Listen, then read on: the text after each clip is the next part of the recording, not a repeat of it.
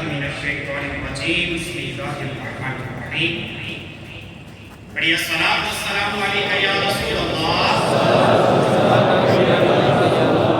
ماشاء اللہ اس ذوق اور شوق کے ساتھ پڑھ رہے ہیں اللہ تبارک و تعالیٰ سب کو اسی سال حج بیت اللہ کی سعادت عطا فرمائے ماشاء اللہ ذوق کے ساتھ بیٹھے اللہ تبارک و تعالیٰ سب کے حالات رکھتے ہیں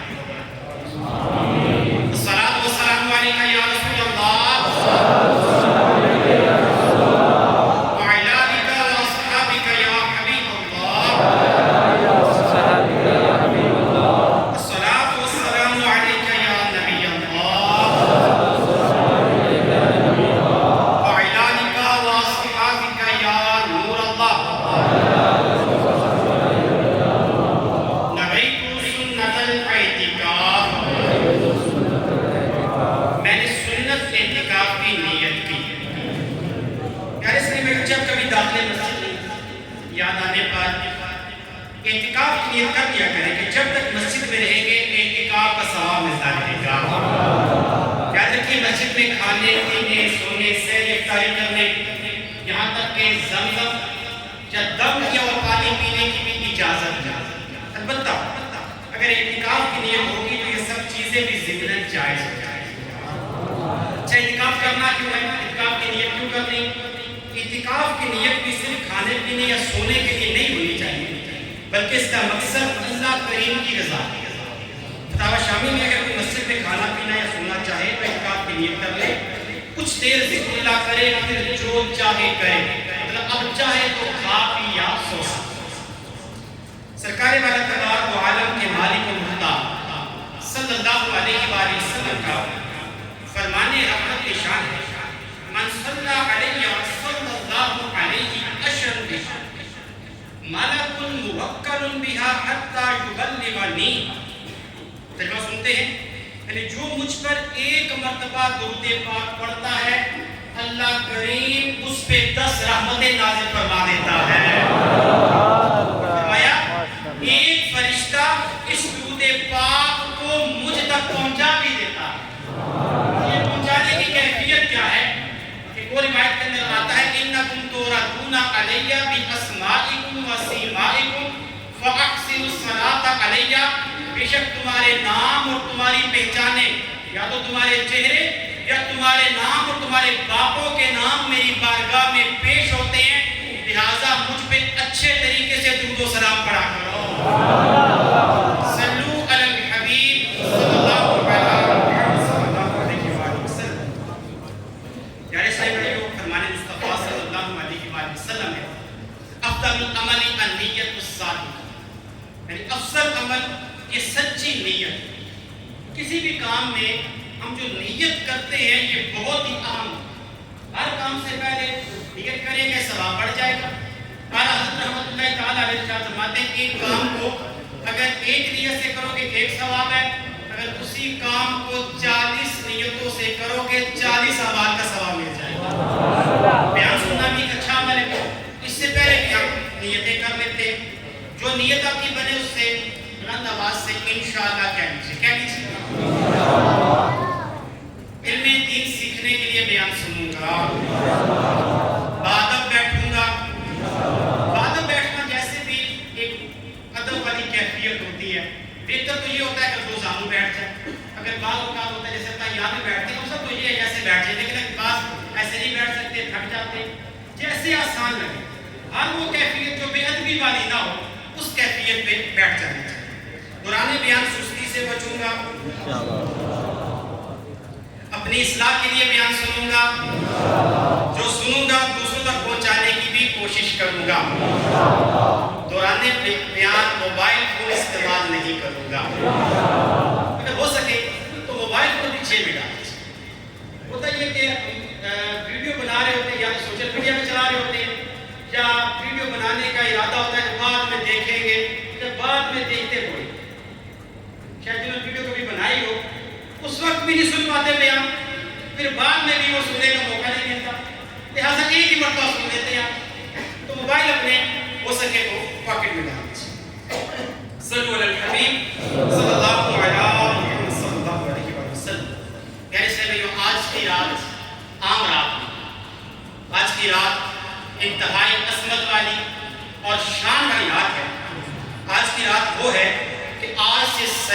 سال پہلے اس رات زمین و آسمان کو سجایا گیا. ستارے زمین کی طرف جھک رہے تھے, ہر طرف دھوم دھام تھی, جنت سجائی جا رہی تھی, فضائیں مہک رہی تھی, ہر طرف خوشیاں ہی خوشیاں تھیں, کلیاں کھل رہی تھیں, پھول مہک رہے تھے, ہر طرف بہار ہی بہار تھی, ہر طرف انوار و تجلیات کی بارش تھی. اور مزے کی بات یہ ہے کہ جن کے لیے یہ اہتمام ہو رہا تھا وہ جہاں کے دولہا محبوب خدا اپنی چچا زاد بہن ام ہانی رضی اللہ تعالی عنہ کے گھر میں چین سے سو رہے تھے. وہ امیر اہل سنت اس منظر کو اشعار کی صورت میں بیان کرتے ہیں, کہتے ہیں قربان میں شان و عظمت پر سوئے ہیں چین سے بستر پر, جبریل امی حاضر ہو کر معراج کا مجدہ سناتے ہیں. آج کی رات وہ ہے کہ فرشتوں کے سردار جبریل امین علیہ السلام بارگاہ رسالت میں حاضر ہوئے, معراج کی خوشخبری سنائی. آج کی رات معراج کے دولہا امام الانبیاء نے مسجد اقصی میں تمام نبیوں اور رسولوں کی امامت فرمائی. آج کی رات اللہ پاک نے اپنے محبوب نبی رسول ہاشمی صلی اللہ علیہ وآلہ وسلم کو آسمانوں کی سیر کروائی, جنت و دوزخ دکھائی, عرش پر بلایا. اور آج ہی کی رات اللہ پاک نے اپنے سب سے محبوب نبی محمد عربی صلی اللہ علیہ وآلہ وسلم کو اپنا دیدار بھی عطا فرمایا. سب سے پہلے عاشقان رسول واقعہ معراج کا ذرا خلاصہ سن لیتے ہیں. اچھا, یہ ایسی محبت بڑا واقعہ ہے, شاید ہم میں سے کوئی ایسا ہو جس نے کبھی نہ سنا, لیکن حضور نبی رحمت صلی اللہ علیہ وسلم سے نسبت رکھنے والی ہر چیز کی اپنی شان ہو جاتی. جتنی بار اس واقعے کو سنیں یا جتنی بار محبوب کی بات سنیں, ہر بار لطف دوبارہ ہو جاتا ہے. مختصر پہلے واقعہ سنتے ہیں. میرے آقا دو عالم کے داتا صلی اللہ علیہ وسلم کا معراج ایک عظیم اور منفرد معجزہ. کیوں تو ہمارے آقا کو اللہ تبارک و تعالیٰ نے بے شمار معجزات عطا فرمائے. امام جلال الدین سیوطی رحمۃ اللہ تعالیٰ نے ارشاد فرماتے ہیں, گزشتہ انبیاء کو اللہ نے جتنے بھی معجزات عطا فرمائے وہ سارے کے سارے اور اس سے بھی زیادہ معجزات ہمارے آقا کو عطا فرمائے. وہ معجزات بے شمار ہیں, لیکن معراج کا معجزہ اس کی اپنی شان ہے. سب سے عالی شان معجزہ ہے, منفرد ہے, عظیم ہے. میرے آقا صلی اللہ علیہ وآلہ وسلم مکہ مکرمہ میں اپنی چچا زاد بہن ام ہانی کے گھر میں آرام فرماتے. اچانک چھت کھل گئی, فرشتوں کے سردار جبریل امین حاضر ہوئے, اللہ پاک کا پیغام سنایا, معراج کی خوشخبری سنائی. سرکار علی وقار مکی مدنی تاجدار براق پر سوار ہوئے, مسجد اقصی میں تشریف لائے, یہاں انبیاء کی امامت کروائی. پھر آسمان کی طرف رخ فرمایا, ساتوں آسمانوں سے اوپر سدرۃ المنتہا پر تشریف لے گئے. پھر سدرۃ المنتہا سے لامکان تک پہنچ گئے. عین بیداری کی حالت میں سر کی آنکھوں سے اپنے خالق کا دیدار کر لیا. اعلیٰ حضرت کے شہزادے مولانا حامد رضا خان مفتی اعظم لکھتے ہیں, عرش بری پر جلوہ فگن محبوب خدا سبحان اللہ. عرش بری پہ جلوہ فگن محبوب خدا سبحان اللہ. ایک بار ہوا دیدار جسے سو بار کہا سبحان اللہ. طالب کا پتہ مطلوب کو ہے, مطلوب ہے طالب سے واقف. پردے میں بلا کے بل بھی لیا, پردہ بھی رہا سبحان اللہ. ہے عبد کہاں معبود کہاں, معراج کی شب ہے راز آیا راز نہا. تو نور حجاب نور میں تھے, خود رب نے کہا سبحان اللہ. سمجھے حامد انسان ہی کیا, یہ راز ہے حسن و الفت کے. خالق کا حبیبی کہنا تھا, خلقت نے کہا خلقت نے کہا سبحان اللہ. تو اللہ تبارک و تعالیٰ کا حضور نبی رحمت صلی اللہ علیہ وآلہ وسلم نے دیدار کیا. پھر اتنے ہزاروں لاکھوں کلومیٹر سفر طے کرنے کے بعد اب واپس تشریف لائے, لیکن ابھی تک رات کا کچھ ہی حصہ گزرا تھا. علماء کرام فرماتے ہیں جب حضور انور جانے کائنات صلی اللہ علیہ وآلہ وسلم واپس تشریف لائے, بستر مبارک ابھی گرم تھا, دروازے کی زنجیر ہل رہی تھی, اور جس پانی سے آپ نے وضو فرمایا تھا وہ پانی اب بھی چل رہا تھا.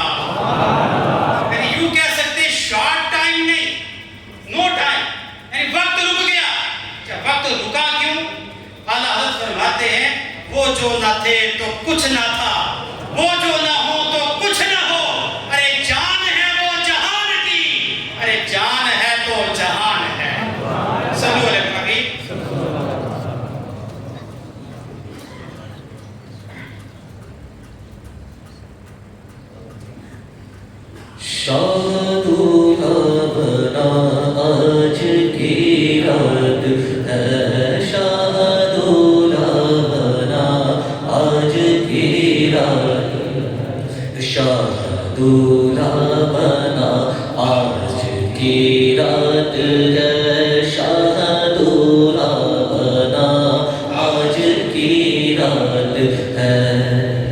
صلو علی الحبیب صلی اللہ علیہ وسلم۔ تو حضور نبی رحمت صلی اللہ علیہ وآلہ وسلم کا یہ پیارا لفظ اللہ تبارک و تعالیٰ نے قرآن پاک میں ارشاد فرمایا، سبحان الذی اسری بعبدہ لیلا من المسجد الحرام الى المسجد الاقصى الذی بارکنا حولہ لنریہ من آیاتنا انہ هو السمیع البصیر۔ ترجمہ کنز العرفان، پاک ہے وہ ذات جس نے اپنے بندہ خاص کو رات کے کچھ حصے میں مسجد حرام سے مسجد اقصیٰ تک سیر کروائی، جس کے ارد گرد ہم نے برکتیں رکھی ہیں تاکہ ہم اسے اپنی عظیم نشانیاں دکھائیں، بے شک وہی سننے والا دیکھنے والا۔ اس واقعے میں حضور نبی رحمت صلی اللہ علیہ وآلہ وسلم کو جو واقعہ معراج ہے ان آیات مبارکہ میں بیان کیا گیا۔ اچھا، معراج شریف کے 3 حصے ہیں۔ پہلا حصہ یہ شروع ہوتا ہے مسجد حرام سے مسجد اقصیٰ، دوسرا حصہ مسجد اقصیٰ سے سدرۃ المنتہا، تیسرا حصہ ہے سدرۃ المنتہا سے لے کر لامکان، کوئی جگہ ہی نہیں، کوئی مکان ہی نہیں۔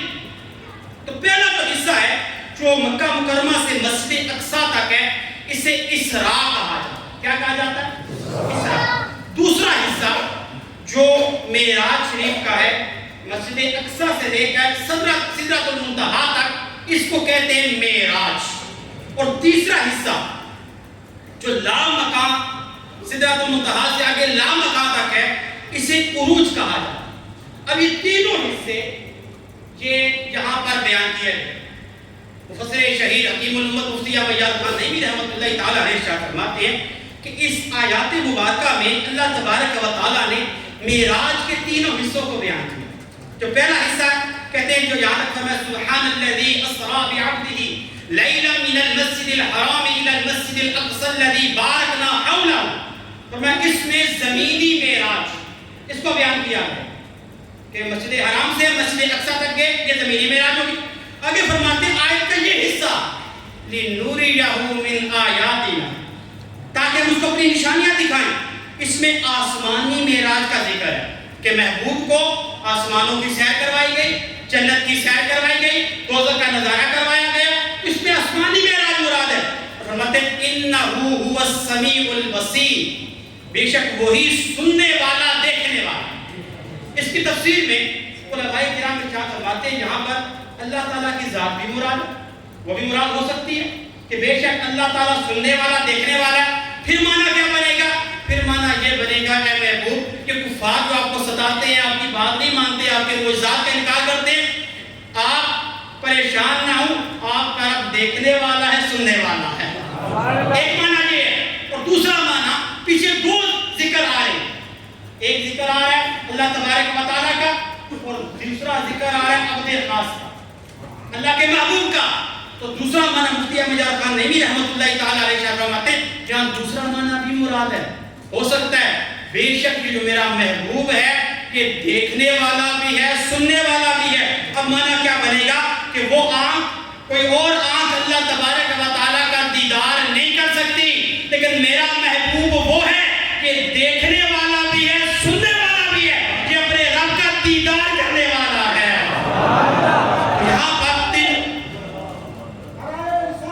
یہاں پر معراج کے تینوں حصوں کو بیان کیا گیا۔ آگے فرماتے ہیں مفتی ابویاد خان نعیمی رحمۃ اللہ تعالیٰ علیہ کہ ان آیات مبارکہ میں حضور آخری نبی ہیں، یہ بھی ثابت ہو جاتا ہے۔ کہ وہ کیسے؟ کہتے ہیں کہا لنریہ من آیاتنا، تاکہ ہم اپنے بندہ خاص کو اپنی نشانیاں دکھائیں۔ کہا بقیہ جو انبیاء تشریف لائے ہیں ان سب نے اللہ تبارک و تعالیٰ کی جو توحید کی طرف بلایا، انہوں نے سب باتیں سنی تھی، جیسے رب کی ذات، عرش و کرسی، لوح و قلم، جنت و دوزخ، یہ تمام نشانیاں انبیاء کرام نے وحی کے ذریعے سنی تھی۔ باقی سب نے سنا تھا لیکن محبوب وہ ہیں جو نظارہ کر کے آئے ہیں، جو رب کا دیدار کر کے آئے ہیں۔ کہتے بقیہ انبیاء یہ مخبر تھے، خبر دینے والے تھے، اور ہمارے نبی وہ ہیں جن کو رب نے شاہد بنا کے بھیجا۔ قرآن پاک میں سورہ احزاب کی آیت نمبر 45 میں ارشاد فرمایا اِنَّا أَرْسَلْنَاكَ شَاهِدًا وَمُبَشِّرًا وَنَذِيرًا، اے رب اے محبوب ہم نے آپ کو گواہ، خوشخبری دینے والا اور ڈر سنانے والا بنا کر بھیجا۔ اور مفتی صاحب فرماتے ہیں گزشتہ انبیاء مخبر تھے، خبر دینے والے تھے، ہمارے آقا شاہد ہیں، دیکھنے والے ہیں، اور جب عینی شاہد آ جائے، دیکھنے والا آ جائے، اس کے بعد کسی اور نبی کی گنجائش نہیں رہتی۔ فرماتے ہیں اس لیے کہ رب نے فرما دیا الْيَوْمَ أَكْمَلْتُ لَكُمْ دِينَكُمْ، آج کے دن میں نے تمہارے لیے تمہارا دین مکمل کر دیا، دین مکمل ہو گیا، کیونکہ حضور نے اپنے رب کا دیدار کر لیا۔ حضور آخری نبی ہے، بقیہ انبیاء نے سن کر گواہی دی، اور حضور نبی رحمت صلی اللہ علیہ وآلہ وسلم نے دیکھ کے گواہی دی۔ جب عینی شاہد، ہم جملہ بولتے ہیں عینی شاہد، عین کہتے ہیں آنکھ کو، عینی شاہد آنکھ سے دیکھنے والا گواہ۔ مصطفیٰ فرماتے ہیں کہ عینی گواہ تشریف لا چکے ہیں، لہذا دین مکمل ہو چکا ہے۔ اب قیامت تک حضور نبی رحمت صلی اللہ علیہ وآلہ وسلم کے بعد کوئی نبی نہیں آئے گا۔ عیسیٰ علیہ السلام جب تشریف لائیں گے وہ ایسے نبی نہیں آئیں گے، حضور کے امتی بن کے تشریف لائیں گے۔ تو یہ حضور نبی رحمت صلی اللہ علیہ وسلم کا عظیم الشان معجزہ، اس معجزے میں ایک بڑی اہم عبادت ہے۔ حضور نبی رحمت صلی اللہ علیہ وسلم کی حدیث مبارکہ ہے بنی الاسلام علی خمس، شہادت ان لا الہ الا اللہ وان محمد عبدہ ورسولہ واقام الصلاۃ وایتاء الزکاۃ وصوم رمضان وحج البیت۔ فرمایا اسلام کی بنیاد 5 باتوں پر ہے۔ پہلی بات کیا ہے؟ شہادتین کے اقرار کرنا، اللہ کو ایک ماننا، حضور کو اس کا آخری نبی ماننا۔ یہ جب کر لیا اس کے بعد بقیہ 4 ہے، ایک کون سی ہے؟ حج، روزہ، زکوٰۃ، نماز۔ اچھا حج زندگی میں بندے پر ایک ہی بار فرض ہوتا ہے، جتنا مرضی پیسے والا ہو، حج زندگی میں ایک بار فرض، زکوٰۃ سال میں ایک مرتبہ فرض، روزہ سال میں 29 دن یا 30 دن کے لیے فرض، اور چوتھی چیز کیا ہے؟ نماز، جو دن میں 5 مرتبہ فرض۔ اب حضور نبی رحمت صلی اللہ علیہ وسلم کا معجزہ عظیم، ادھر سے نماز عبادت عظیم، عظمت والی عبادت۔ آقا کریم صلی اللہ علیہ وآلہ وسلم نے اس سفر میں 12 مقامات ایسے ہیں جہاں پر آپ نے نماز ادا فرمائی ہے۔ آئیے وہ 12 مقامات سنتے ہیں کہ وہ 12 مقامات ہیں کون سے۔ پہلا مقام صحابی رسول حضرت انس بن مالک رضی اللہ تعالیٰ سے روایت ہے، جب نور خدا سرور انبیاء صلی اللہ علیہ وآلہ وسلم سفر معراج کے لیے روانہ ہوئے تو راستے میں ایک مقام پر پہنچ کر جبریل امین نے عرض کی یا رسول اللہ صلی اللہ علیہ وآلہ وسلم یہاں اتر کر آپ نماز ادا فرمائیں۔ آپ نے نماز ادا فرمائی۔ جبریل امین نے عرض کی یا رسول اللہ صلی اللہ علیہ وآلہ وسلم آپ کو معلوم ہے یہ کون سی جگہ ہے؟ پھر خود ہی جواب دیا کہ یا رسول اللہ صلی اللہ علیہ وآلہ وسلم یہ مدینہ طیبہ ہے، آپ نے یہاں ہجرت فرمانی ہے۔ پہلا مقام کون سا تھا؟ مدینہ طیبہ۔ دوسرا مقام یہ طور سینہ۔ ایک اور مقام میں نماز ادا کی، پوچھا یا رسول اللہ صلی اللہ علیہ وسلم، عرض کی آپ نے پتہ ہے کہاں نماز ادا کی؟ کہاں ادا کی بتائیے؟ جبریل امین نے عرض کی یا رسول اللہ صلی اللہ علیہ وآلہ وسلم آپ یہ وہ جگہ ہے طور سینہ جہاں پر اللہ پاک نے حضرت موسیٰ علیہ السلام کو اپنے ساتھ کلام کرنے کا شرف عطا فرمایا تھا۔ یہاں پہ نماز ادا فرمائے۔ تیسرا مقام یہ بیت لحم۔ بیت لحم کون سی جگہ ہے؟ جبریل امین نے جب حضور نے نماز ادا کی کسی جگہ بیت لحم پر، عرض کی حضور آپ نے بیت لحم میں نماز ادا کی ہے، یہ وہ جگہ ہے جہاں پر عیسیٰ علیہ السلام کی ولادت باسعادت ہوئی ہے۔ تو 3 جگہ 12 میں سے ادھر 3 جگہ ہم نے سنی۔ پہلی کون سی ہے؟ مدینہ، جس کی طرف حضور نبی رحمت صلی اللہ علیہ وسلم نے ہجرت فرمائی، اور جہاں پہ حضور کے قدمین طیبین لگے، وہ شاید کیا کہتا ہے؟ وہ مدینہ جو کونین کا تاج ہے، جس کا دیدار مومن کی معراج ہے۔ زندگی میں خدا ہر مسلمان کو اگر مدینہ دکھا دے تو کیا بات ہے۔ پہلا مقام مدینہ طیبہ، دوسرا طور سینہ جہاں پہ موسیٰ علیہ السلام نے اللہ پاک سے کلام کیا، تیسرا مقام بیت لحم جہاں پہ عیسیٰ علیہ السلام کی ولادت باسعادت ہوئی. اچھا اب اس سے یہ بات معلوم ہوتی ہے مدینہ طیبہ حضور کی عزت والی جگہ، طور سینا کلام والی جگہ، بیت لحم عیسیٰ کی ولادت والی جگہ، اس سے بات یہ سمجھ آتی ہے کہ برکت والی جگہ ہوتی ہے جہاں انبیاء کے قدم لگ جائیں، انبیاء تشریف فرما ہو جائیں، وہ جگہ برکت والی ہوتی ہیں. اور برکت والی جگہوں پہ جا کے نماز ادا کرنا یہ حضور نبی رحمت صلی اللہ علیہ وسلم کی سنت مبارکہ ہے کہ برکت والی جگہوں پہ جانا اور وہاں سے برکت لینا یہ نہ صرف جائز ہے بلکہ برکت کا خیر کا سبب بنتا ہے. صحابہ کرام رضوان اللہ تعالی علیہ مجمعین یہ باقاعدہ کریم علیہ السلام کی جہاں پہ قدمین لگتے تھے وہاں پہ نماز ادا کرنے کی کوشش کرتے تھے. پہلی روایت سنی ہے کہ بخاری شریف کی حدیث مبارکہ عتبان بن مالک رضی اللہ تعالیٰ عنہ انصاری صحابی ہیں. انہوں نے حضور نبی رحمت صلی اللہ علیہ وسلم سے کی بارگاہ میں عرض کی، ان کی آنکھیں چلی گئی. یہ بدر میں بھی شریک ہوئے تھے، غزوہ بدر میں، ایسے عظیم الشان صحابی غزوہ بدر میں بھی شریک، لیکن بعد میں آنکھیں ان کی بنائی جاتی نہیں. آپ نے حضور سے عرض کی، یا رسول اللہ صلی اللہ علیہ وآلہ وسلم آپ میرے گھر تشریف لائیں.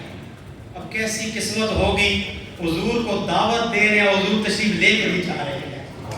یہ ایسی عظیم موقع ہے کہ ایک بار عثمان غنی رضی اللہ تعالیٰ عنہ نے حضور کی دعوت کی تو عثمان غنی رضی اللہ تعالیٰ عنہ حضور کے قدمین گننا شروع ہو گئے. پوچھا عثمان کیا کر رہے ہو؟ یا رسول اللہ بڑی کرم نوازی ہے، آپ میرے گھر تشریف لا رہے ہیں، آپ کے میرے گھر تک جاتے ہوئے جتنے قدم اٹھیں گے عثمان اتنے غلام آزاد کرے گا. تو عتبان بن مالک نے عرض کی، یا رسول اللہ آپ میرے گھر تشریف لائیے. آج کی آپ میرے گھر تشریف لائیں گے، جس جگہ پر آپ نماز ادا کریں گے میں اس جگہ کو جائے نماز بنا لوں. آقا کریم صلی اللہ علیہ وسلم تشریف لائے، آپ نے جگہ نماز ادا کی، عتبان بن مالک نے اس جگہ کو جائے نماز بنا لی. قبلہ امیر اہل سنت تربیت فرماتے ہیں کہ ہمیں بھی اپنے گھروں میں ایک جگہ مخصوص کرنی چاہیے، جسے مسجد بیت کہہ لیجیے یا جائے نماز کہہ لیجیے، دونوں طریقے درست ہیں. جو بھی مرضی کہنا چاہے تو اپنی ایک مخصوص جگہ کر لیں جہاں پہ نماز ادا کریں، اور بچے بھی وہی نماز ادا کریں. سارے کے سارے احکام مسجد والے نہیں ہوں گے، لیکن کچھ جگہ ذرا خاص ہوتے ہیں اپنے گھروں میں بنانی چاہیے. عتبان بن مالک رضی اللہ تعالیٰ عنہ نے حضور سے عرض کی، حضور کے قدمین لگے، انہوں نے جائے نماز بنا. دوسری روایت سنیے، یہ کون صحابی عبداللہ بن عمر رضی اللہ تعالیٰ عنہ، تمہارے فاروق کے بیٹے، کہ جب مکہ مکرمہ میں جاتے کعبہ اللہ کتنی عظمت والی جگہ ہے، اس سے بڑھ کر کوئی عظمت والی جگہ ہو سکتی ہے، سب سے عظمت والی جگہ. تو جب آپ کعبہ اللہ میں جاتے اس جگہ پر نماز ادا کیا کرتے تھے جس جگہ پہ آقا کریم صلی اللہ علیہ وآلہ وسلم نے نماز ادا فرمائی. سمجھ آتی ہے برکت والی جگہوں پہ جانا چاہیے، اس سے برکات مل جاتی ہے. اچھا چوتھا مقام، 3 مقام ہو گئے. چوتھا مقام کون سا؟ چوتھا مقام وہ ہے جس کو ہم سارے جانتے ہیں، وہ کون سی جگہ ہے؟ بیت اقصی.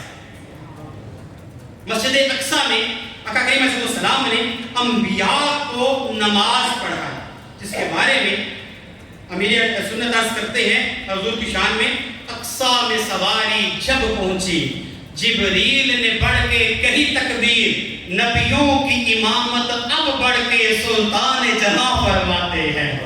حضور نبی رحمت صلی اللہ علیہ وسلم نے مسجد اقصی میں نماز پڑھائی. علامہ محمود علوسی رحمۃ اللہ تعالیٰ نے آپ تفسیر روح المعانی میں لکھتے ہیں کہ آپ علیہ السلام نے انبیاء کرام کو 2 رکعت نماز پڑھائی. اقصی میں 2 رکعت نماز پڑھائی. پہلی رکعت میں سورہ کافرون کی تلاوت کی گئی اور دوسری رکعت میں سورہ اخلاص قل هو اللہ احد کی تلاوت آپ نے فرمائی. اور آپ کے پیچھے جو نبی نماز پڑھ رہے تھے ان کی 7 صفیں تھیں، ان میں 3 صفیں مرسلین کی تھی، بقیہ 4 صفیں یہ انبیاء کی تھی. اب یہ پوری ڈیٹیل ہے انبیاء میں اور مرسلین میں فرق کیا ہوتا ہے. فی الحال ہم یہ جانتے تھے کہ 3 صفیں مرسلین کی تھی اور 4 صفیں انبیاء کی تھی. اب اس کے بعد 4 مقامات ہو گئے. اب آگے جو 7 مقامات ہیں بالکل آسان ہے یاد رکھنا. وہ کون سے ہیں؟ 7 آسمان. آقا کریم صلی اللہ علیہ وسلم پہلے آسمان پہ تشریف لے کے گئے، وہاں آپ نے پتہ ہے کس کو نماز پڑھائی؟ فرشتوں کو نماز پڑھائی. ہمارے آقا وہ ہیں جو امام الانبیاء بھی ہیں، امام الملائکہ بھی ہیں. پہلے آسمان پہ، پھر دوسرے آسمان پہ، تیسرا آسمان، چوتھا آسمان، 5واں آسمان، 6واں آسمان، 7واں آسمان، جہاں پہ وہاں پہ حضور نے ان فرشتوں کو نماز پڑھائی. اور اس سفر میں آپ کی پہلے آسمان پر حضرت آدم علیہ السلام سے ملاقات ہوئی, دوسرے پر حضرت عیسیٰ علیہ السلام سے, تیسرے پر حضرت یوسف سے, چوتھے پر حضرت ادریس سے, پانچویں پر حضرت ہارون سے, چھٹے آسمان پر حضرت موسیٰ سے, اور ساتویں آسمان پر حضرت ابراہیم خلیل اللہ علیہ السلام سے ملاقات آپ نے فرمائی. علامہ محمود علوسی فرماتے ہیں, روایات میں آتا ہے کہ آسمان سے گزرتے ہوئے سرکار عالی وقار صلی اللہ علیہ وسلم نے ہر آسمان پر 2 رکعت نماز ادا کی اور آسمان کے فرشتوں نے آپ کی اقتدا کی. ہمارے آقا امام الانبیاء بھی ہیں اور امام الملائکہ بھی ہیں, فرشتوں کے بھی امام, انبیاء کے بھی امام. اب یہ 11 مقامات, 12واں مقام کون سا ہے؟ یہ ذرا سمجھنے والی بات ہے, تو جو فرمائیے یہ ہے بیت المعمور. بیت المعمور کیا ہے؟ یہ فرشتوں کا قبلہ ہے جو 7ویں آسمان پر واقع ہے. ہم نماز کس طرح منہ کر کے پڑھتے ہیں؟ قبلہ کی طرف, خانہ کعبہ کی طرف. اچھا, خانہ کعبہ یہ صرف اس بلڈنگ کا نام نہیں ہے, میں نے کیا کیا, صرف اس بلڈنگ کا نام نہیں ہے. اس بلڈنگ کی سیٹ میں جتنی فضا آتی ہے 7 آسمانوں تک, یہ ساری کی ساری قبلہ ہے. اور یہی جو زمینوں کی تہوں تک چلے جائے, ساری کی ساری جو فضا ہے, اس فضا کا نام قبلہ, اس فضا کا نام کعبہ ہے. تو ہم ایک بات ذہن میں یہ بھی رکھیے, ہم کعبے کو سجدہ نہیں کرتے, نہ ہم کعبے کی عبادت کرتے. عبادت کس کی کرتے ہیں؟ بلند آواز سے بولیے, کس کی عبادت کرتے ہیں؟ اللہ کی عبادت کرتے ہیں. سجدہ کس کو کرتے ہیں؟ ہاں, کعبے کی طرف اسی رب نے حکم دیا کہ آپ مسلمانوں کو حکم دیا کہ اس طرح منہ کر کے نماز پڑھا کرو, اس لیے اس جہت میں سجدہ کرتے. سجدہ اس لیے کرتے کہ رب نے اس طرف منہ کر کے نماز پڑھنے کا حکم دیا, اس طرف سجدہ کرنے کا حکم دیا.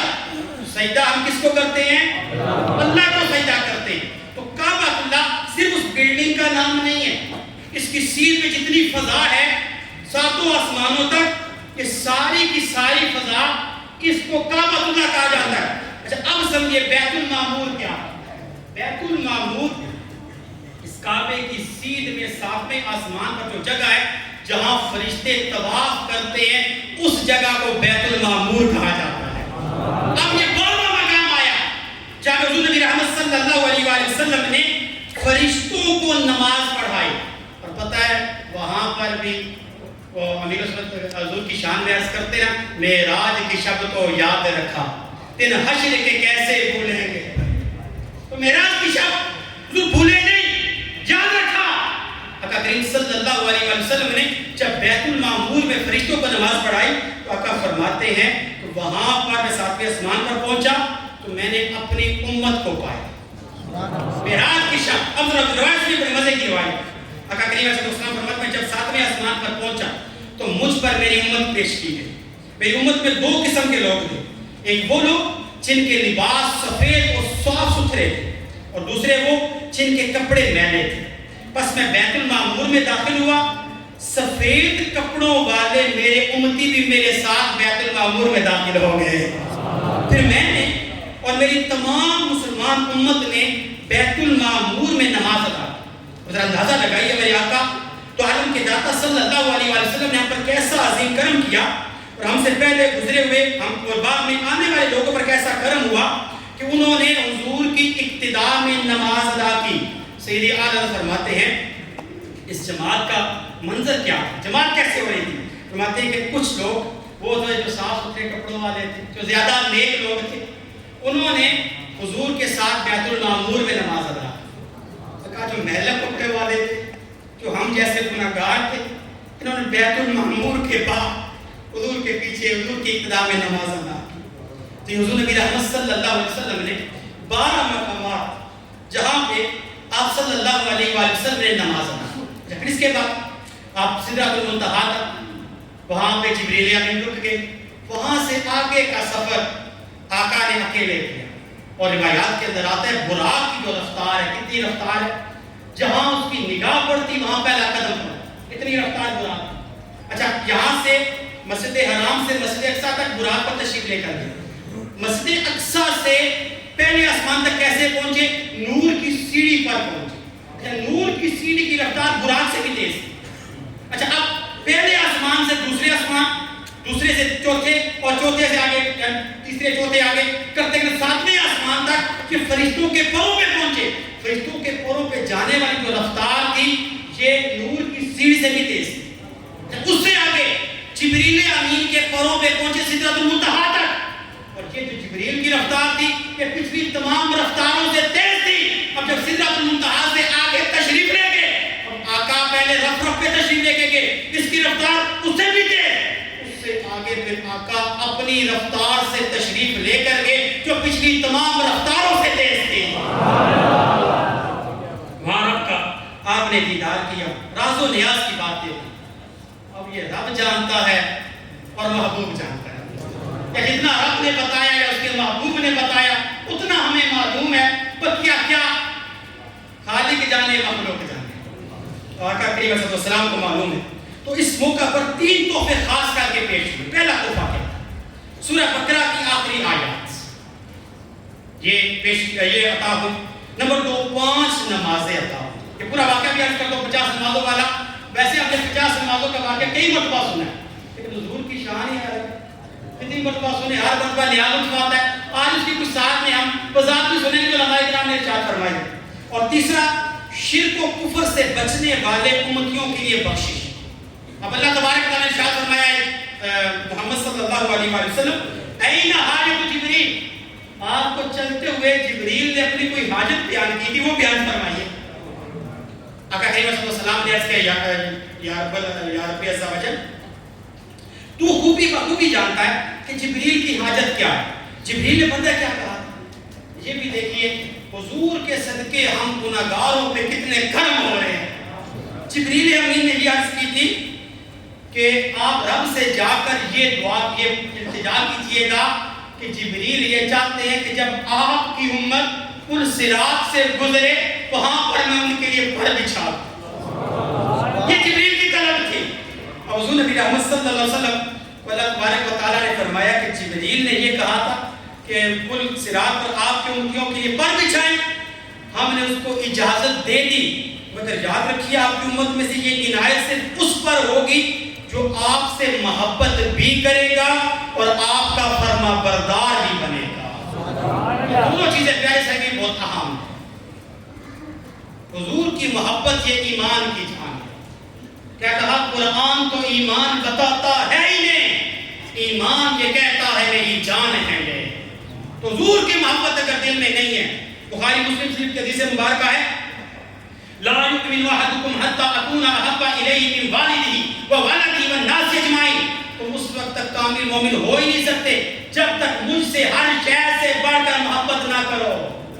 اور ایک جگہ فرمایا الا لا ایمان لمن لا محبت له, الا لا ایمان لمن لا محبت له, الا لا ایمان لمن لا محبت له.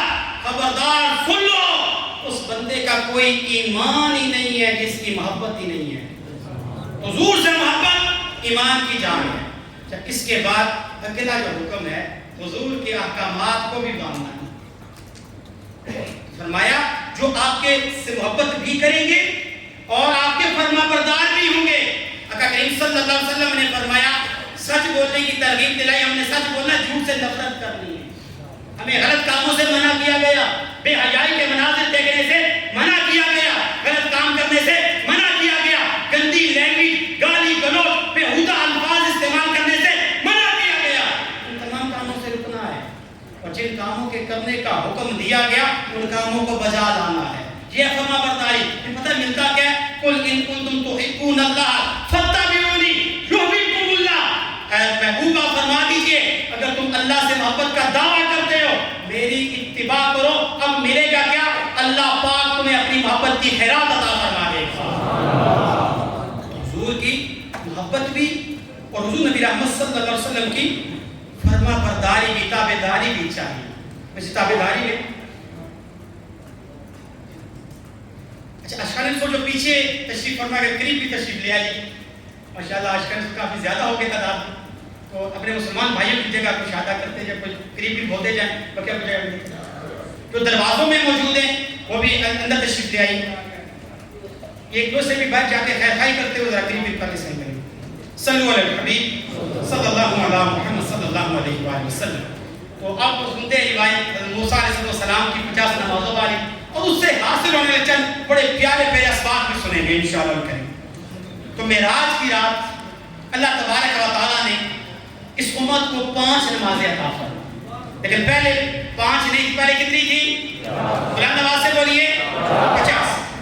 تو موسیٰ علیہ السلام کے پاس حضور آئے، پھر موسیٰ نے عرض کی آپ اب رب کے بارگاہ میں دوبارہ جائیے اور یہ نمازیں کم کروائیے. روایتوں کے اندر آتا ہے ہر بار 5 نمازیں کم کریں. پہلی بار 50 سے 45 45 ہو گئی، پھر 40 پھر 35 پھر 30 پھر 25 پھر 20 پھر 15 پھر 10 پھر آخر میں 5. تو حضور نبی رحمت صلی اللہ علیہ وسلم یہ ایک مرتبہ تو تشریف لے کر گئے تھے پہلی بار جو بلایا گیا تھا، پھر 9 مرتبہ نمازیں کم کروانے کے لیے اللہ کی بارگاہ میں تشریف لے کر گئے. اب اس سے ہمیں سبق کیا ملتا ہے؟ یہ بڑا ہے، میں نے واقعہ اس لیے شارٹ کر دیا کہ تقریباً کئی مرتبہ ہم نے سنا ہوا ہے. سبق کیا ملتا ہے؟ پہلا سبق، پہلا جو مدنی پھول ہے وہ کیا ہے کہ موسیٰ علیہ السلام اس وقت باحیات یہ وفات پا چکے تھے. بلند آواز سے بولیے وفات پا چکے تھے اس وقت باحیات. اس وقت دنیاوی طور پہ باحیات تو نہیں. ہاں یہ حدیث مبارکہ ہے، آقا کریم صلی اللہ علیہ وسلم ارشاد فرماتے ہیں ان اللہ حرم علی الارض ان تاکل اجساد الانبیاء فنبی اللہ حی یرزق. اللہ تعالیٰ نے زمین پہ یہ حرام فرما دیا ہے کہ وہ اللہ کے نبیوں کے جسموں کو کھائے. فنبی اللہ حی یرزق، اللہ کا نبی زندہ بھی ہوتا ہے، اسے رزق بھی دیا جاتا ہے. دوسری روایت کے اندر ارشاد فرمایا نبی اللہ الانبیاء احیاء فی قبورہم یصلون. اللہ کے نبی قبروں میں زندہ بھی ہوتے، انہیں رزق بھی دیا جاتا ہے. موسیٰ علیہ السلام بظاہر وفات ہو گئی، لیکن وفات کے بعد آپ حضور جب تشریف لے کے جا رہے تھے، دیکھا کیا؟ قبر میں کھڑے ہو کے موسیٰ نماز پڑھ رہے ہیں، پھر بیت المقدس میں بھی موجود ہے، اب آگے دیکھا تو آسمانوں پر بھی موجود ہے، اور رب کی بارگاہ میں عرض کرنے کے لیے بات بھیج بھی رہے ہیں.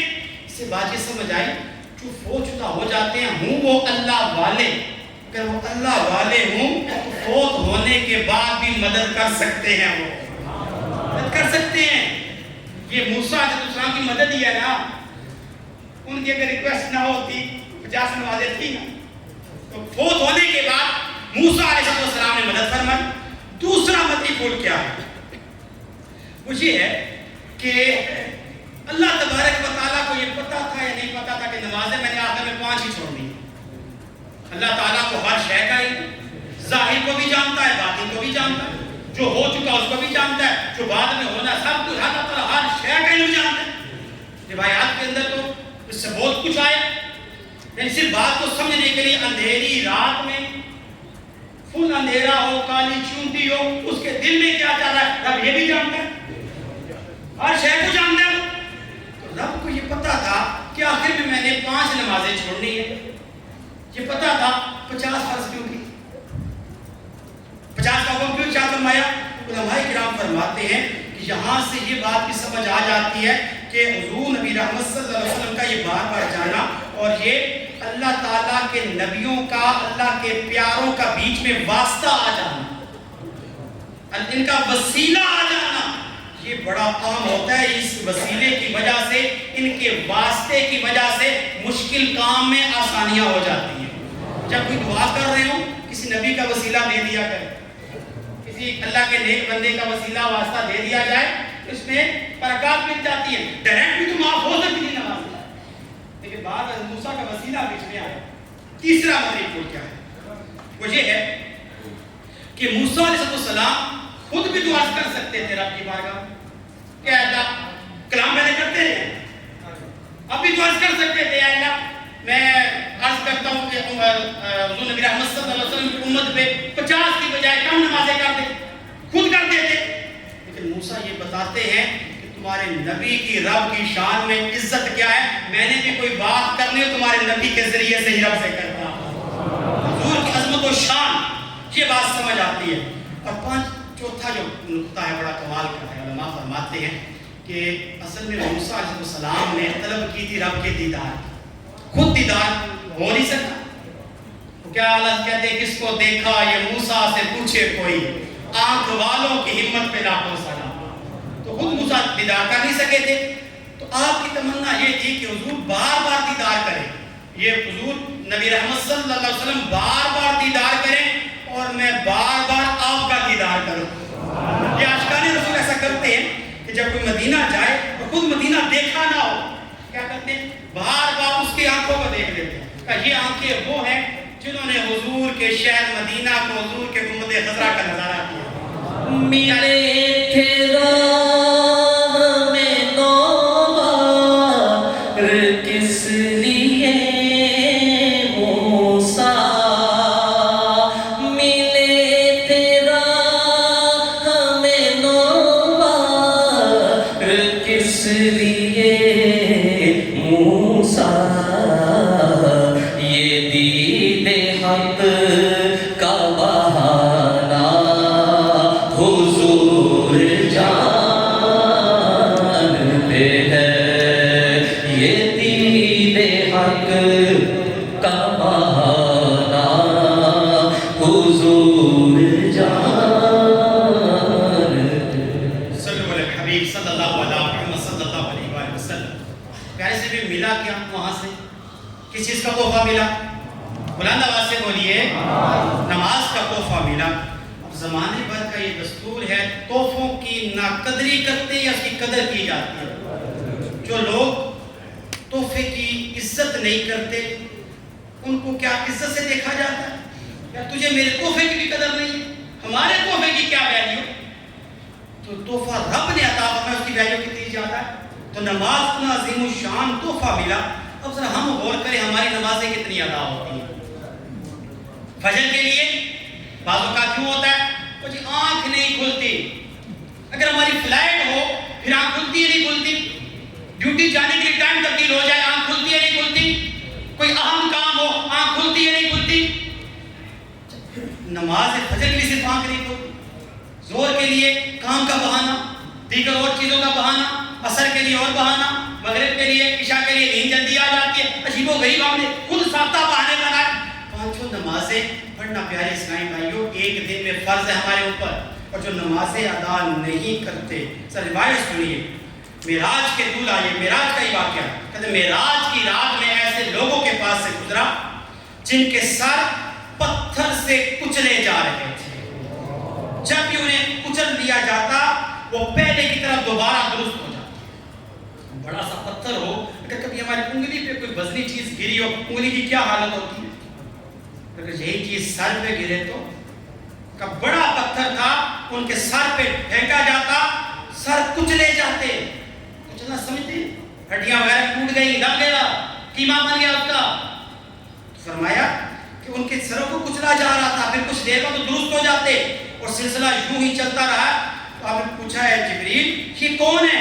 عرض کی یہ لوگ وہ ہیں جن کے سر نماز کی وجہ سے بوجھل یعنی بھاری ہو جایا کرتے تھے، نمازیں ادا نہیں کرتے تھے، نمازوں سے کوفت ہوتی تھی ان کو۔ دوسری روایت سنیے، فجر میں سوئے رہنے والے نماز کا وقت سو کر گزارنے کی خوفناک سزا کی کیفیت سنیے اور توبہ کیجیے۔ سرکار مدینہ صلی اللہ علیہ وآلہ وسلم نے ارشاد فرمایا،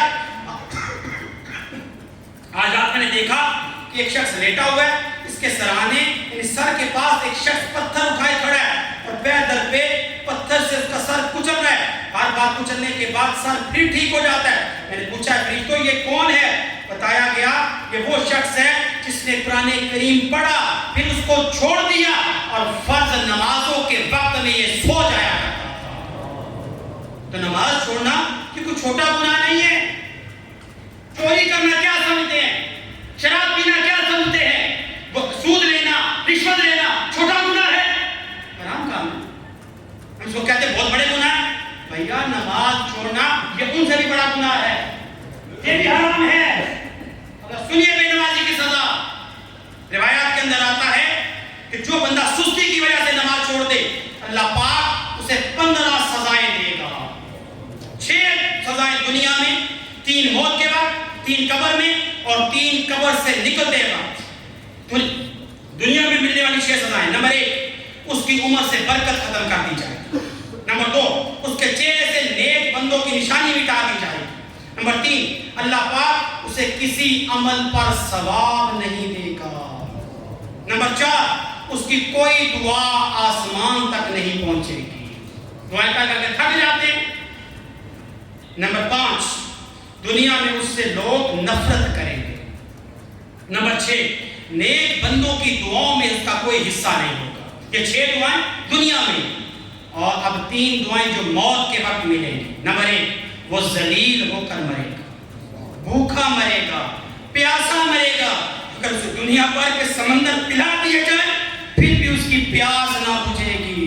اب قبر میں دی جانے والی 3 سزائیں، اس کی قبر کو اتنا تنگ کر دیا جائے گا کہ اس کی پسلیاں ایک دوسرے میں داخل ہو جائیں گی، اس کی قبر میں آگ بھڑکا دی جائے گی، پھر وہ دن رات انگاروں پر الٹ پلٹ ہوتا رہے گا۔ نمبر 3، قبر میں اس پر ایک اژدہا بہت بڑا سانپ جس کا نام الشجاع الاقرع یعنی گنجا سانپ ہے، اس کی آنکھیں آگ کی ہوں گی، جبکہ ناخن لوہے کے ہوں گے، ہر ناخن کی لمبائی 1 دن کے فاصلے کے برابر ہوگی۔ وہ میت سے کلام یعنی بات کرتے ہوئے کہے گا میں الشجاع الاقرع ہوں یعنی گنجا سانپ ہوں۔ اس کی آواز کڑکدار بجلی کی سی ہوگی۔ وہ کہے گا میرے رب نے مجھے حکم دیا ہے کہ نماز فجر ضائع کرنے پر طلوع آفتاب تک تجھے مارتا رہوں، اور نماز ظہر ضائع کرنے پر عصر تک، اور عصر ضائع کرنے سے مغرب تک، اور مغرب ضائع کرنے پر عشاء تک مارتا رہوں، اور عشاء ضائع کرنے پر فجر تک تجھے مارتا رہوں۔ اب جب اس کو مارے گا مردہ 70 ہاتھ زمین میں دنس جائے گا۔ اب وہ اپنے نوکیلے ناخنوں سے اس کو دوبارہ باہر نکالے گا، اور یہ عذاب کب تک رہے گا؟ قیامت تک چلتا رہے گا۔ اب قیامت میں ملنے والی 3 سزائیں سنیں گے۔ وہ حساب کی سختی ہوگی، رب قہار کی ناراضگی ہوگی، رب ناراض ہو گیا پھر کیا رہے گا؟ اور جہنم میں داخل۔ عاشقان رسول، نمازیں ہم ادا کرنے والے بن سے یقین جانیے اہم ترین عبادت ہے نماز۔ نماز کے حوالے سے ہم بہت سستی کرتے ہیں، نماز کی کچھ بھی ہو جائے، بڑے سے بڑا نقصان ہوتا ہو جائے، نماز ہماری ضائع نہیں ہونی چاہیے۔ آج نیت کرتے ہیں آئندہ کے بعد ہماری کوئی نماز ضائع نہیں ہوگی، 5 نمازیں ادا کریں گے۔ ویسے بھی اگر تو پچھلی نمازیں ہماری قضا ہو گئی، ان نمازوں کو بھی ادا کریں۔ بعض لوگوں کے ہاں یہ ہوتا ہے کہ رمضان کے آخری جمعے 4 رکعتیں پڑھ لیں تو ساری امت کی قضا ہو جاتی ہے، یہ پوسٹیں وغیرہ بھی چلتی ہیں۔ ایسی کوئی حدیث مبارکہ نہیں، ایسا کوئی شریعت کا حکم نہیں۔ جتنی نمازیں رہ گئی ہیں ان کی کاؤنٹنگ کر کے دوبارہ نمازیں ادا کرنی پڑیں گی۔ اس کے لیے بڑا پیاری ایک کوئی رسالہ اس کا تو امیر رسول کا بڑا پیارا رسالہ ہے قضا نمازوں کا طریقہ۔ یہ دعوت اسلامی کی ویب سائٹ پر موجود ہے www.dawatislami.net، جہاں سے آپ ڈاؤن لوڈ کر سکتے ہیں۔ قضا نمازوں کا طریقہ پورا آپ کو اس میں حساب میں بنا آ جائے گا، ادا کیسے کرنی ہے، کیا کیا آپ کو ریلیکسیشن مل سکتی ہے، اس میں وہ سارا کچھ اس میں آپ کو مل جائے گا۔ عاشقان رسول کی استری تحریک کے ساتھ ہم جڑے رہیں گے۔ اپنے گھروں میں مدنی چینل چلائیں، اپنے موبائلوں پہ ہمارے پاس مدنی چینل آتا ہے، یہ دیکھیں گے بہت سارے فوائد ملیں گے۔ حج جمعرات کو جہاں سے آپ عاشقان رسول تشریف لائے ہیں، یہاں تو وادی کبیر میں حج جمعرات کو اجتماع ہوتا ہے، یہاں تشریف لائیے۔ 3 دن کے مدنی قافلے رائے خدا میں سفر کرتے ہیں، بقیہ دنیا کے لیے ہم نے بڑے سفر کیے، کبھی ایک مرتبہ رب کی رضا کے لیے سفر ہو جائے۔ 3 دن کے مدنی قافلے انشاءاللہ الکریم جو آئندہ آنے والے 14، 15، 16 جمعہ ہفتہ اتوار، اس میں 3 دن کے مدنی قافلے رائے خدا میں سفر کریں گے، اس میں شرکت کیجیے۔ اور آخری بات عرض کروں، ابھی رمضان مبارک کا بابرکت مہینہ آ رہا ہے، اس بابرکت مہینے میں عاشقان رسول اعتکاف کی سعادت حاصل کرتے ہیں، اور الحمدللہ دعوت اسلامی میں 1 مہینے کا اعتکاف بھی ہوتا ہے، 10 دن کا بھی اجتماعی اعتکاف ہوتا ہے۔ اجتماعی اعتکاف کرنے کا مقصد کیا ہے؟ یہ مقصد ہے تربیت اور اصلاح۔ ہمارے معاشرے میں اس وقت جس چیز کی سب سے زیادہ کمی ہے وہ ہے دینی تربیت۔ دینی تربیت نہیں، باقی آپ ڈگری ہولڈر تو بڑے بڑے بیٹھے ہیں، بہت ساری معلومات لیے بیٹھے ہیں، تو دینی تربیت کے لیے دعوت اسلامی نے یہ 30 دن کا اعتکاف، جن عاشقان رسول کے پاس فرصت ہو، بلکہ میں عرض کروں گا فرصت نکالیے، 30 دن آپ کراچی میں اعتکاف کریں، انشاءاللہ لطف آئے گا۔ اور اگر وہاں نہیں جا سکتے 10 دن کا اعتکاف جہاں پر بھی انشاءاللہ الکریم ہمارے پاس مغبرہ میں ہو رہا ہے، یہاں پر آپ 10 دن کے لیے تشریف لے آئیے. اللہ تبارک و تعالیٰ ہم سب کو اس رات کی اور زندگی بھر میں بے شمار برکتیں اور رحمتیں عطا فرمائے. جتنے بھی اشخاص سو دور و دراز سے تشریف لائے اللہ پاک سب کا آنا قبول فرمائے, سب کو قدم قدم پر ڈھیروں رحمتیں اور برکتیں عطا فرمائے. آمین بجاہ نبی الامین صلی اللہ تعالیٰ علیہ وآلہ وسلم. مدنی قافلے کی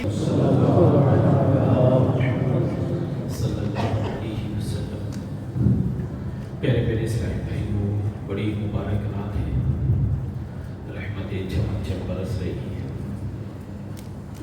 آج الحمدللہ اس سنت و بڑی اجتماع میں اللہ کی رحمت سے ہمیں شرکت کرنے کی سعادت حاصل ہوئی.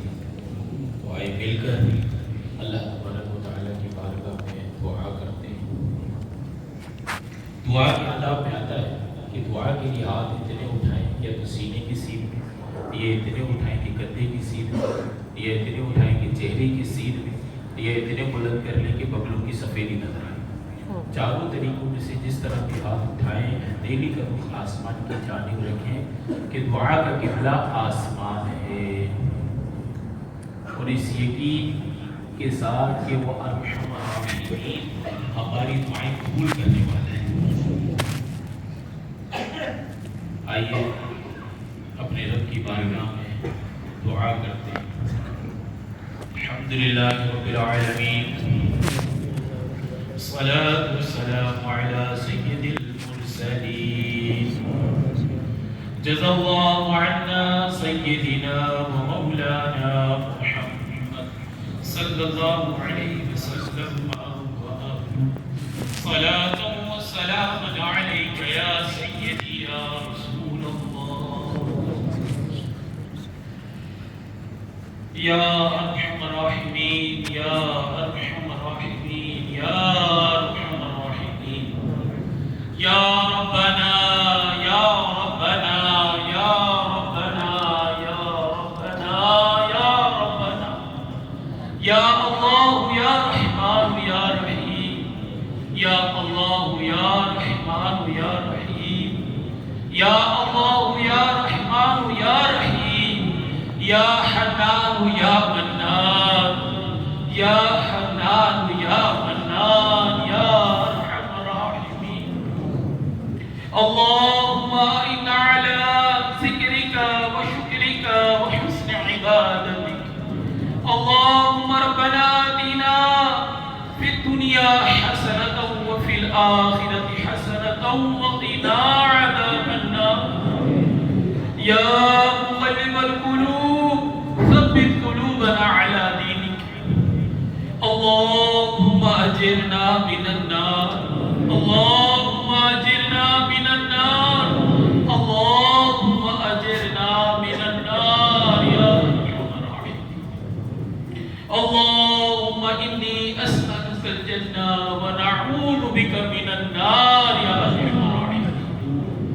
اے مولا کریم, اے غفور رحیم, اے گناہگاروں کو معاف فرمانے والے مولا, اے بے اولادوں کو اولاد سے نوازنے والے, اے روحوں کو منانے والے, اے بچھڑوں کو ملانے والے, اے ڈوبتوں کو بچانے والے, اے مولا کریم تیری بارگاہ میں حاضر ہے.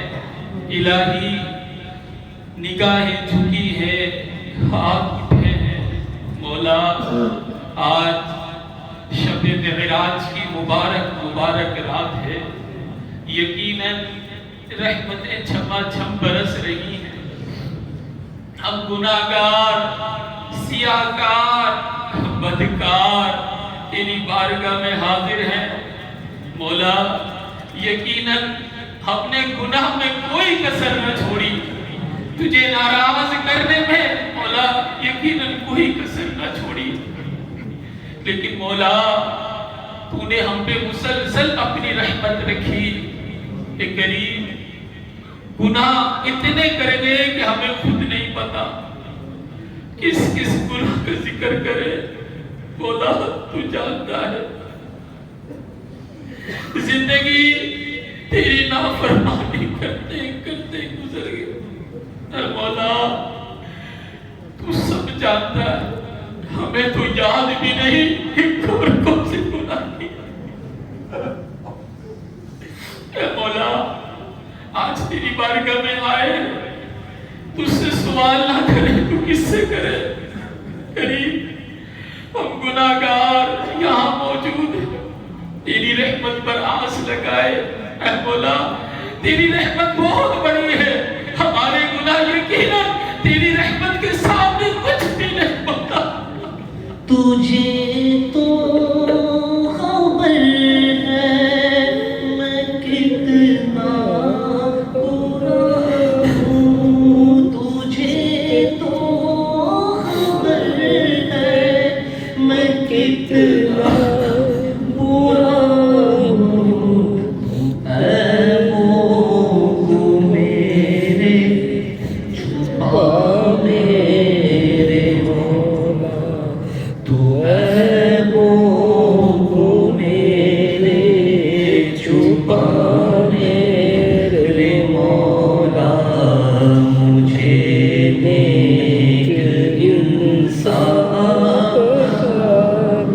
جو رحمت تیری شامل حال ہو تو، جو رحمت تیری شامل حال ہو تو، ٹھکانہ ہے جنت میرا میرے مولا، ٹھکانہ ہے جنت میرا میرے مولا، مجھے نیک انسان مولا یقیناً تیری رحمت کے سامنے ہمارے گناہ کچھ نہیں۔ اے مولا تجھے تیری رحمت کا واسطہ ہمارے سارے گناہوں کو معاف فرما دے۔ اے مولا جو جان بوجھ کر کیے تو وہ بھی جانتا ہے، جو انجانے میں ہوئے تو وہ بھی جانتا ہے۔ اے مولا ہم سب کے سارے گناہوں کو اپنی رحمت سے معاف فرما دے۔ اے مولا بڑی دور سے آئے، قریب سے بھی آئے، مولا کوئی بچے کا طلبگار ہوگا، کوئی روزی کا طلبگار ہوگا، کوئی قرضے کے بار میں دبا ہوگا۔ اے مولا سارے مسائل تیری رحمت کے سامنے ہیچ ہے مولا۔ اے کریم یقیناً تیری رحمت بہت بڑی ہے، تو چاہے تو سب مسئلے حل ہو سکتے ہیں۔ اے مولا کریم کریم تیری قدرت تو ایسی ہے، لوگ کہتے ہیں یہ مسئلہ حل نہیں ہوگا، بہت مشکل ہے، لیکن تیرے سامنے یقیناً کوئی مسئلہ مشکل نہیں مولا۔ تو چاہے تو اندھیرے کنویں سے یوسف علیہ السلام کو نکال کر مصر کا بادشاہ بنا سکتا ہے۔ تو مولا ہماری گناہوں بھری زندگی سے ہمیں گناہوں کے اندھیرے سے نکال کر تو نیک بنا دے۔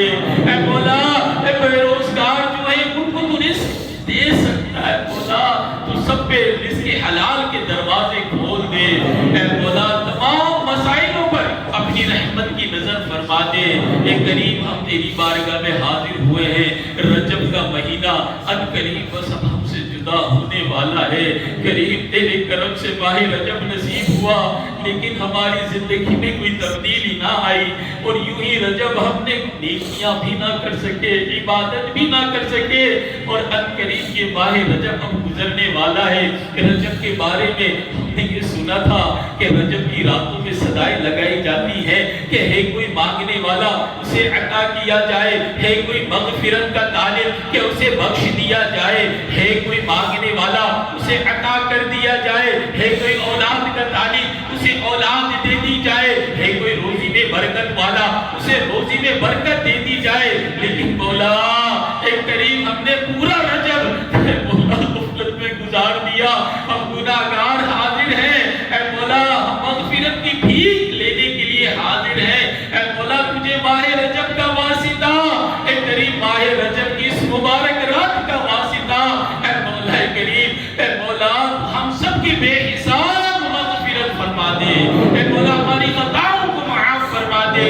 اے مولا ہمیں بخش دے، ہمارے والدین کو بخش دے، ہمارے رشتہ داروں کو دے، اے مولا ہمارے اہل خانہ کو بخش دے، ہمارے محلے والوں کو بخش دے، اے مولا آج جتنے ہم یہاں ہیں اے کریم ہم سب پر رحمت کی نظر فرما دے، اے مولا آج جائے تو پکے نمازی بن کے جائے، اے مولا توبہ کرتے ہیں، بڑے گناہ کر لیے، بڑی نمازیں قضا کر لی، بڑے تجھے نافرمانیوں والے کام کر لیے، اے کریم آج توبہ کرتے ہیں، مبارک رات ہے، اے مولا ہماری توبہ کو قبول فرما دے، اے مولا ہمیں توبہ پر استقامت عطا کر دے، اے مولا کے توبہ پلٹ کر گناہ کرتا ہوں،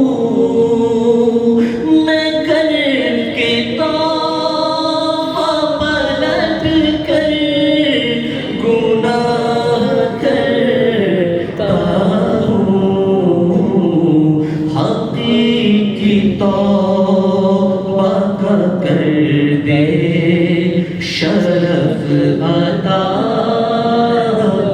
یا رب، حقیقی توبہ کا کر دے شرف عطا یا رب۔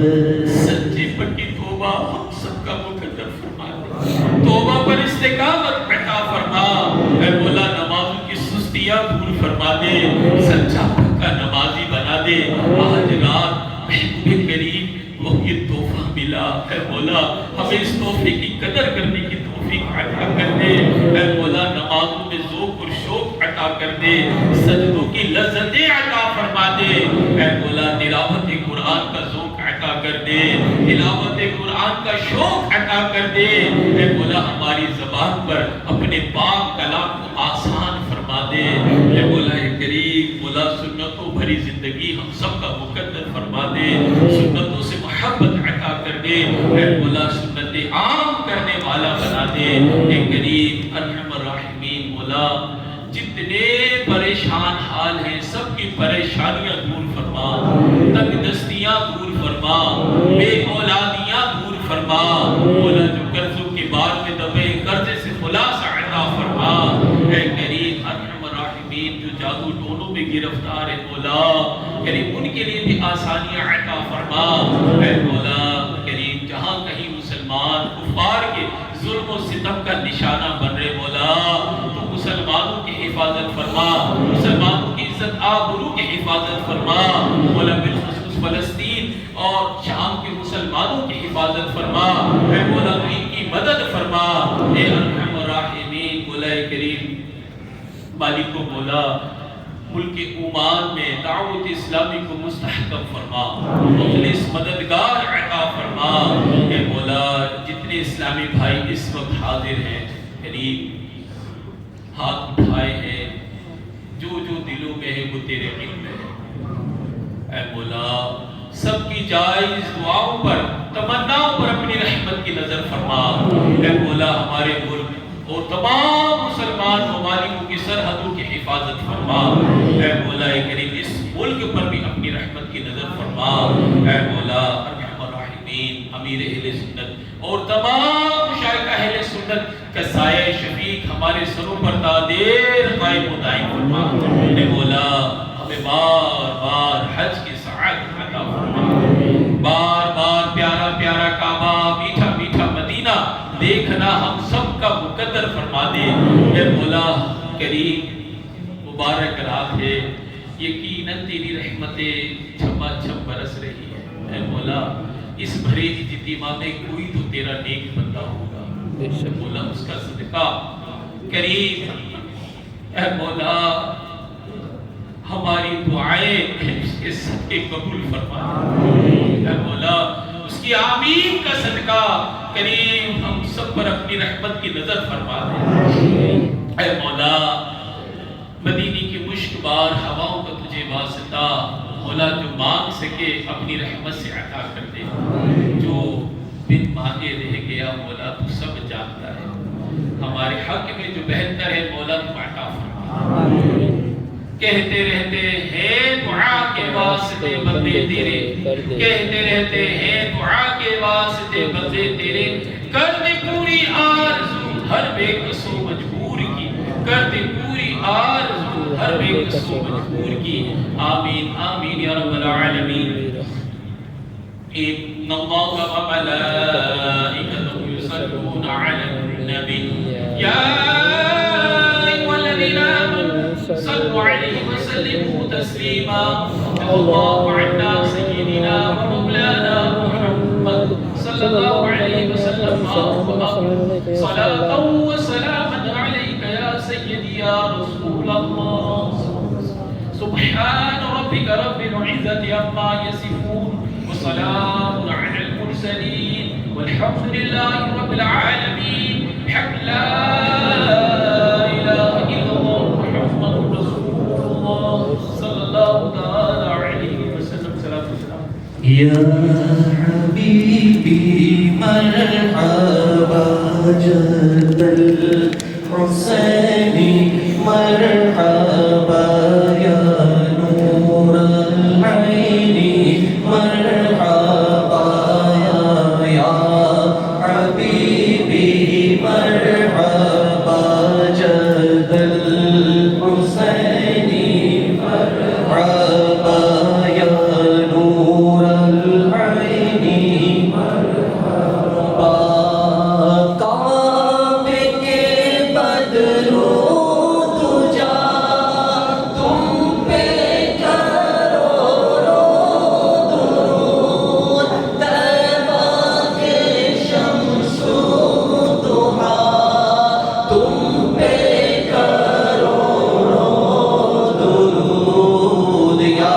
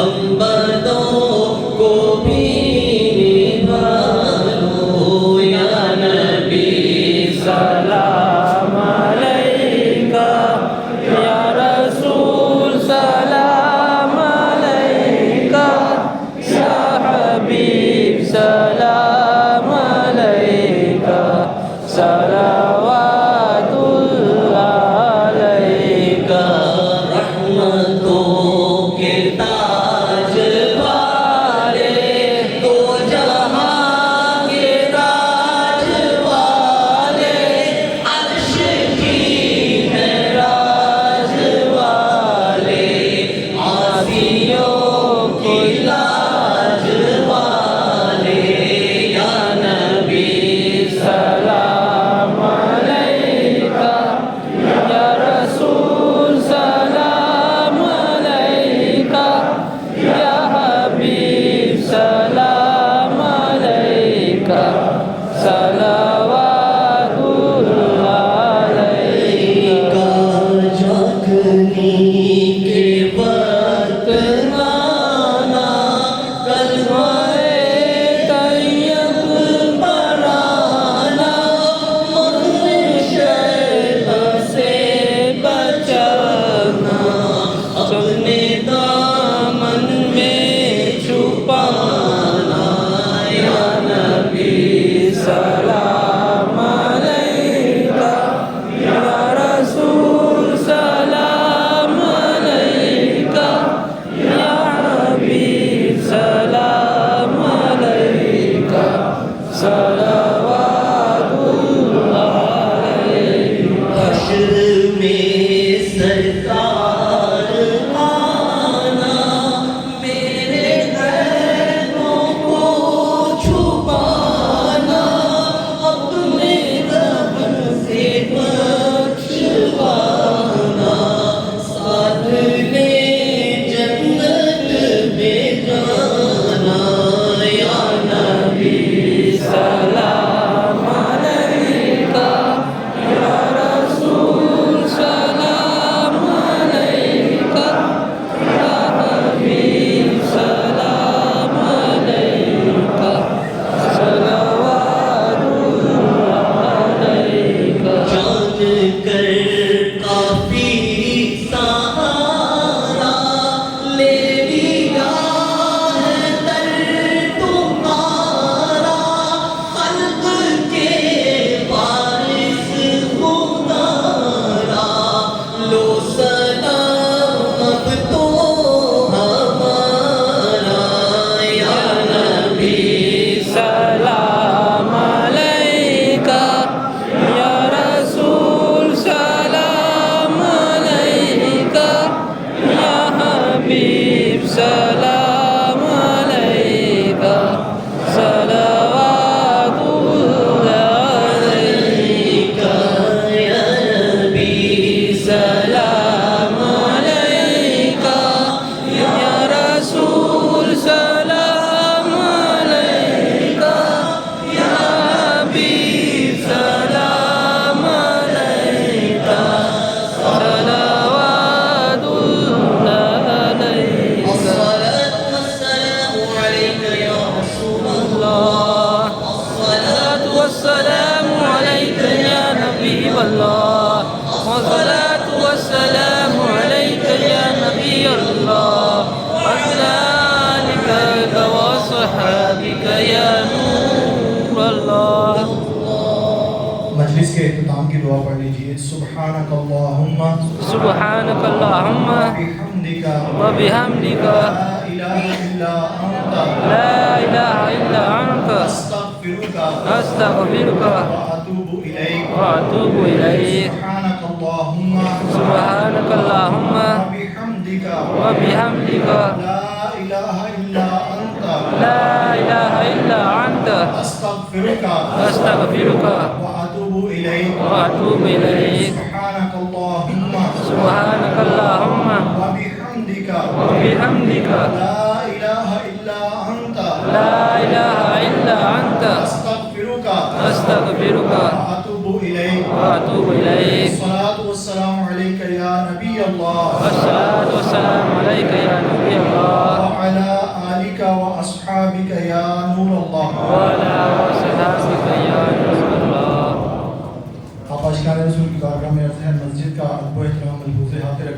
دونوں طرف سے آپ جا